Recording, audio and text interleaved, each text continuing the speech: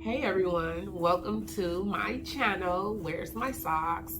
Please don't forget to like and subscribe this video. So today we're going to be doing sublimation. I actually already printed out a lot of the actual, the actual logo that I'm going to place on the sock. But I'll also have a video showing you how I did it, what paper I used, what font, all of that good stuff. So that will be in the next video. So please don't forget to like and subscribe this video. Okay, so first thing we do is we go to Canva. I love Canva actually. And then we're gonna go over to create design. I go to letter 8 by 8.5 by 11 inches. And let's see, then I go to, I actually already had saved, well, I actually had, the logo was actually sent to me. So what I did was I emailed it to myself and then I uploaded it. So now I'm gonna find the image that I use, and it's gonna be this one. I'm gonna click on it. So when it comes to this, you see this little white part, I want to edit that. So what I'm gonna do is I'm gonna crop it. So I'll crop so I can take all the white out, and I'll crop it again. And actually that looks pretty good for me. I want to center this. And then I'll hit done. And then you see how it's not none of the white on the ends. So now what I want to do, since they want like the whole top of the sock, they want the whole sock to be black and then the bottom to be black. So what I'm going to do is I'm going to go over here to backgrounds right here, click backgrounds, and then you can go up here and select all of the different colors you want to use. So I want to actually use black. So now you see, you could barely even see that image. It just looks like it's just the actual logo itself, which is the white part, which is perfect. So now I'm gonna turn this to 90 degrees, and I'm gonna move this up. I'm gonna actually resize this because this will actually be too big. So normally you see that there's like a little pink, like a pink box right there. I actually size a lot of my things to that size because it works better for me, because at the end of the day, the sock is actually stretched out once I actually put it on the jig. So, and then I like to make it a little bit wider and bring it up closer. So normally this is, and then it tells you on the end, like the measurements, like if you click it, like I'm a downsize, it says width 3.5, height 6.5. So I usually do 36 point in width. And then even after that, you don't have to actually do it again. You can just simply click on it and go to this little thing where it says duplicate, and you duplicate that. And then you have both of your logos, and then you see it's lined up evenly. And then after you're done doing all of that, you're actually done. You go up here to the little arrow that's up here in the corner up here. Click it. It gives you like a drop down, and it asks you what you want to download your file as. Now, when you're doing sublimation, you mostly download a lot of your files in PNG. So I'm going to actually download this file in a PNG image. So I press that, and you see how it says PNG right here. Transparent background gives you all of these things, but you don't actually need to change any of those things, because I actually don't. So now that it's in the PNG file, I download it. And it lets me know that it's downloaded. And if you have a Mac, it usually does this. It'll pop up on the side, and it'll ask you to print it or whatever you would like to do. So in this situation, so say for instance, I was going to print this, I would go to File, drop down to Print. This is where you change like your printing settings. And then I have more than one printer, So I'm actually using, for sublimation, I'm actually using the Epson ecotank 2720 series. So I want to make sure it's on the right right printer, I'm sorry. And then also I want to change the copies to 2 copies because I need 2 copies to print back in front of the sock. This is actually in preview. So what I'm going to do is I press preview, I go to media and quality. So instead of normal, I always want the best image. So I move that over to best. And then I go here and I need to change my actual layout of my page. So when you're doing sublimation, most of the time you always have to have the image horizontally. So I flip it horizontally right here. Then I go back to preview. So it's horizontally turned. So when I print it out, it'll actually, when I sublimate it, it'll print the right way. I changed my media quality. So I mostly only deal with media quality and layout. So when I go to media quality, what I didn't change was the media type. So it says auto select. You clicked on auto select. It gives you all of these different papers that you can print on. So most of the time I always print on photo matte paper. So I have it on photo matte paper. So you literally only have to make sure you change your copies, make sure it's on the right printer, change it to the quality, which is always best. Your paper is always photo matte paper. And then if you want to change your size. So the size that I have is US letter, which is an 8 by 5 by 11 inches. This is the one that I normally print on when I do my socks. So now I'm actually ready to actually print. So I click print. Down at the bottom, it's letting me know that my printer is in process. And my printer is actually printing as we speak. I'm sure you guys can hear the noise. So once it's done printing,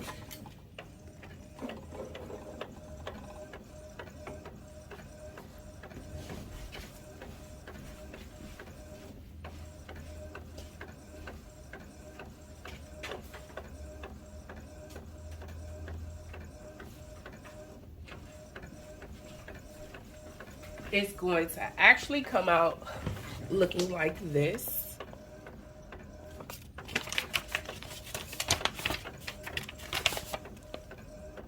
So this is actually what it is. But remember, once I actually heat press and sublimate this, it's going to turn the other way. So we're actually going to go ahead and go over to the heat press because I actually have a lot of these printed already since this is such a large order. So I actually have a lot printed already and I'm actually ready to heat press. So let's go over to the heat press. So first thing I'm gonna do is I'm gonna actually cut the image. Well, I actually like to fold it in half. And yes, what paper I'm using the Asa paper. I also use Crafties. Hold on one second, let me see.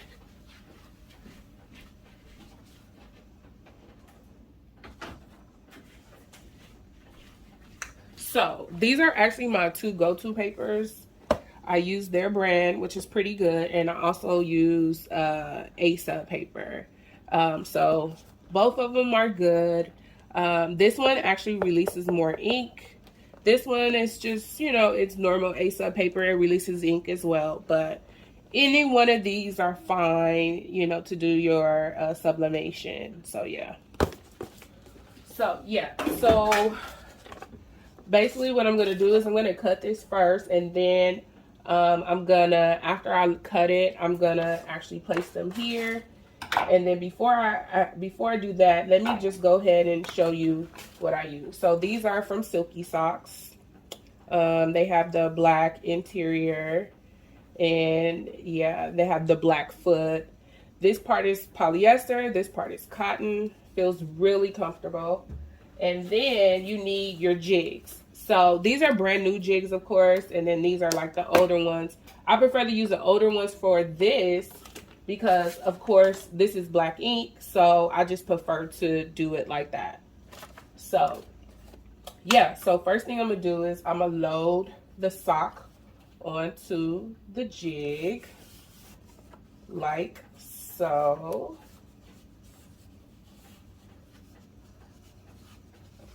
See how simple and easy that is? Load the sock on, and then I tuck this because this part I'm gonna wind up heat pressing it. I want it to have a smooth surface. So yeah. So let me show you again. You load it on this way. Slide it up. Your jig. And then I have my heat press set at 400 degrees, 60 seconds with medium to hard pressure. I prefer actually hard pressure in this situation just because I want all of the ink to release onto the sock. Okay, so yeah, 2 pair of socks ready. Okay, now I have my images cut out already. Socks are on the jig. Now I'm going to cut some butcher paper to put down onto my heat press.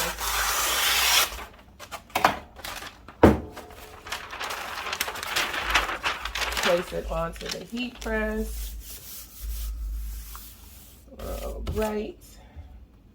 What I like to do is I like to actually like pre-press my socks.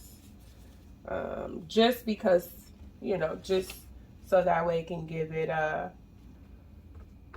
get some of that moisture out of there. So I'll pull this down for a couple of seconds.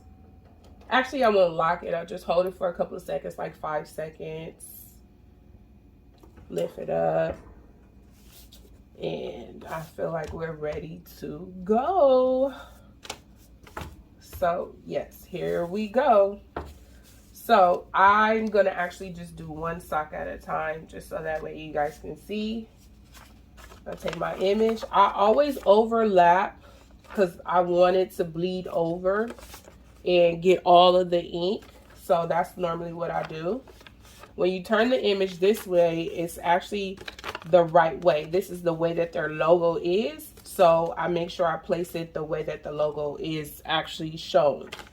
So first thing I do is, it's up to you if you want to cut the excess off, but it's not going to matter because this is already black and this is too. So this is not going to show up at all, which is great. So I place the logo in the center. I make sure all sizes, and that's why I said I like it to bleed over, because I want the whole sock covered. I want the whole sock, the top part black, and just this white logo part showing. So that's what I'm doing now. And then what I put on top is parchment paper. I like to use parchment paper for this. So double check to make sure the logo is where I need it. It is. The whole sock is covered. I put my parchment paper over, and then I put it down for 60 seconds. Now I do have another heat press coming, which is like the auto one where I don't have to like pull it up and pull it down. So I'm excited for that. And then I also have a couple of other more things coming. So I'm trying to like clear out my office and get it ready for all of the other equipment and the machines that I do have coming. But yes, so we leave this on the heat press for 60 seconds at 400 degrees. And then it'll actually make a noise to let me know that it's ready to come up. So yeah. So now it's ready. Let's see. Oh, smoking. Take our paper off. Ooh, you see that? Ink. Still have the extra ink, but that's great because I like it to bleed over. I like the whole sock to be covered. Okay. And you be careful because this is really hot. So we still have one more side to do. So in order to achieve your sock to be fully covered and not have those lines in the middle, the best thing to do is the flip and twist method. So all you do is just kind of twist the sides a little bit. Make sure it's not like too hot. And then you see how I have a little bit over on the edge? You want that because you don't want it to have a line like on the side. And it's like, oh my goodness, like what happened? So I do that. And with this is really easy because the whole sock is basically black and I only have to worry about this. So with me sublimating on there, it's just going to blend right in. Like you're not even going to be able to tell. So now we're ready. This one probably need to go over a little bit. And here we go for the second one. I'll do the same thing. Make sure my image is on. I like to line it up right in the middle. Make sure the whole sock is covered. Then I put my parchment paper on top. And then we go for another 60 seconds, 400 degrees.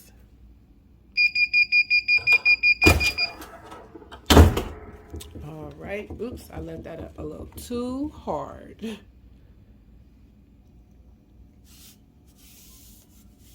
It is smoking. Smoking. This is the finished product. Once it cools down, I'm gonna take it off of the sleeve, the jig, should I say? But it's really hot, so I'm not trying to like touch it.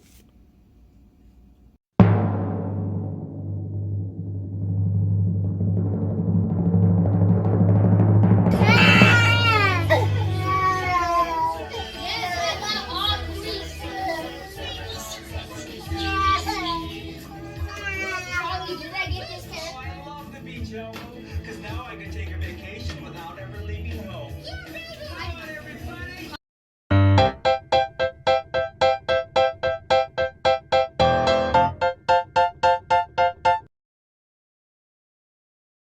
Okay, everyone, this is the finished product.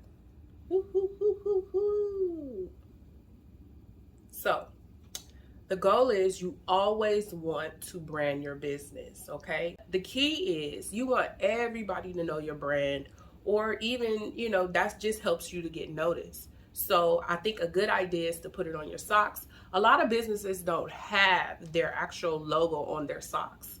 So I do a lot of this. I do a lot of branding with people's business. I help put their logos on their socks. And I actually love it because it helps, you know, get their name out, get their business exposed, as well as mine, you know. So brand your business. So thank you guys for watching.